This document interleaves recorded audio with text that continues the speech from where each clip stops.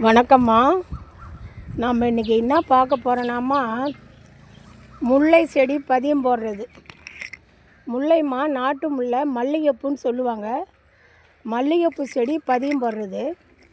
இந்த செடி தை மாதம் திருவிழா அப்போ நான் 4 சேஞ்சிங் ரோஸ் 800 ரூபாய்க்கு வாங்கினதுக்கு இது 2 செடியுமே ஃப்ரீயாக கொடுத்தாங்க நமக்கு. இது ராமர் பாதம் முல்லை ஃப்ரீயாக வந்தது. ஃப்ரீயாக மீன்ஸ் ஓசியில் வந்தது, சரிங்களா? இப்போ இதே நம்ம இன்னொரு செடி ஆக்க போகிறோம்.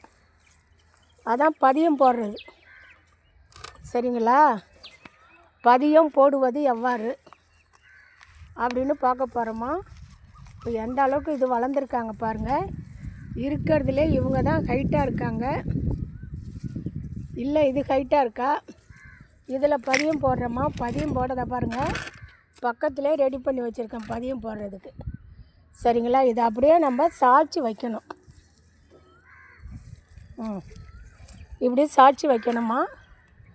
அதாவது நடவு செய்கிறது, இதை கட் பண்ணி நடவு செஞ்சு துளிர் வர்றதும் இருக்குது. நம்ம முல்லையில் பதியம் போடுறது பெஸ்ட்டு. ஏன்னா செடியில் ஏற்கனவே இருக்கிற செடிக்கு நமக்கு உயிர் இருக்குது. அந்த உயிர் உள்ள செடியை தான் நம்ம வளைச்சி வைக்கிறோம். வளைச்சி வச்சு இதே பாருங்கள், இந்த மாதிரி ஒரு சின்ன தொட்டி போதும் நமக்கு முல்லை பதியம் போடுறதுக்கு.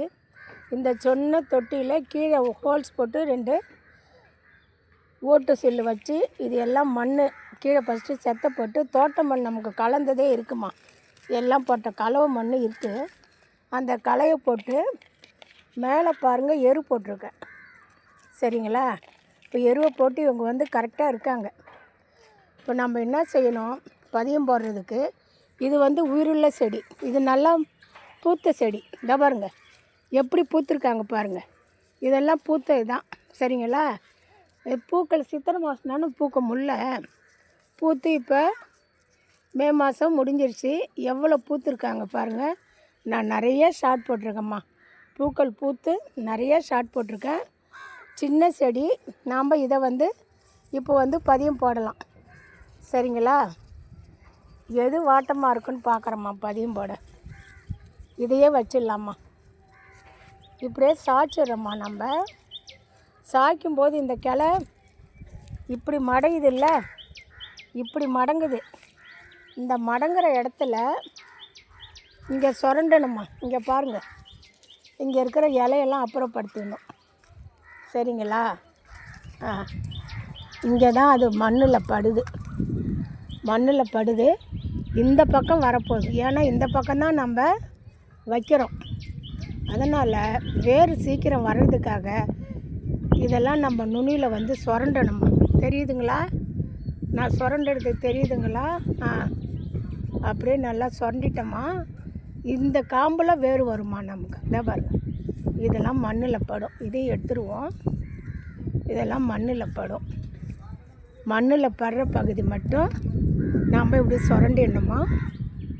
நகத்தால் சுரண்டியாச்சு. இதே பாருங்கள், கரெக்டாக படுறாங்களா? இப்போ படும்போது நம்ம இது மேலே கொஞ்சம் மண் கொட்டணும். இருங்க வரேன், மண்ணை எடுத்துக்கிட்டு வரேன். மண் ஆல்ரெடி கொண்டாந்து வச்சுருக்கேம்மா. மண் ஆல்ரெடி வச்சுருக்கேன். இதே பாருங்க, நல்லா சுரண்டது.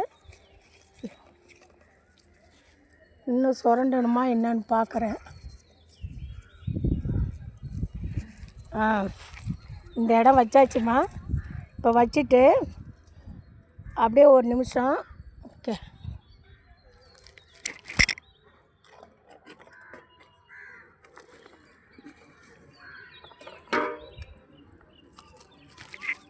பாருங்கம்மா.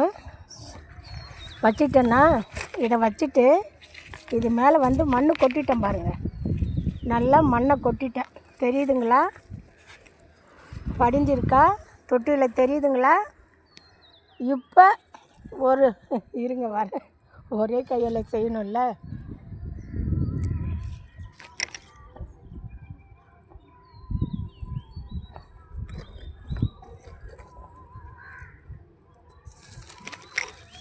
அம்மா இங்கே பாருங்கள், இந்த செடியை வளைச்சேன் முல்லையில். இந்த செடி பாகத்தை வளைச்சேன், சுரண்டனை சுரண்டி அமுக்கி வச்சு அதில் மண்ணை போட்டு இந்த கல் வச்சுட்டேன். இந்த கல் ஏமா வைக்கணுன்னா, கல் வச்சாதான் இது வந்து ஆடாது. ஆடாமல் இருந்தால் தான் நமக்கு வேர் விடும்.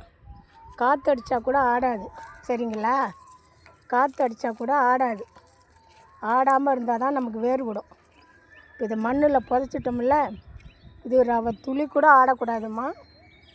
இப்படி ஒரு 10 நாள் 15 நாள் நம்ம தண்ணி ஊற்றக்கூடாது.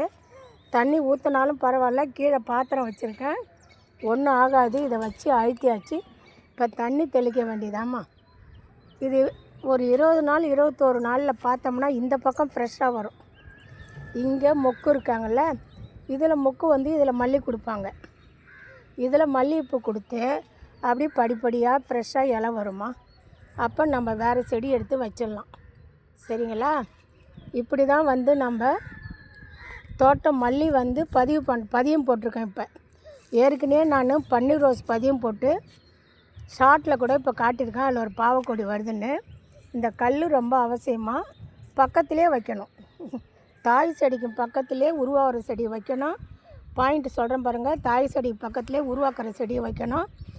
அதுக்கு செடிகள் வர்ற மாதிரி நல்லா பொலன்னு மண் எடுத்து மாட்டு சாணம் எரு போட்டு கிளைய மடித்து வச்சு அது மேலே மண் போட்டு கல்லை வச்சுட்டேன்.